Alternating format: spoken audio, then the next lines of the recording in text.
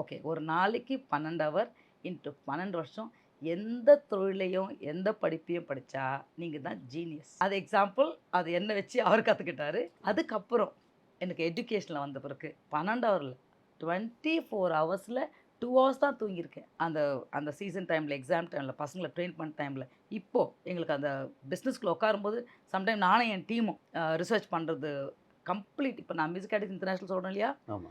Complete syllabus, curriculum, method, structure, examination, certification complete நம்ம சொந்தமா பண்ணியிருக்கோம். நான் ஏன் நம்மன்னு சொல்றேன்னா, எனக்கு அது நம்பளுது. இங்க இன்னைக்கு யார் வேணா அத உரிமை எடுத்துக்கலாம். இல்லையா? ஒரு ஒரு லண்டன்லேருந்து ஒரு ட்ரினிட்டி காலேஜ் வரும்போது, அது யாருக்கு சொந்தம்? லண்டனுக்கு சொந்தம், ட்ரினிட்டி காலேஜ் சொந்தம். இன்னைக்கு அப்படி கிடையாது.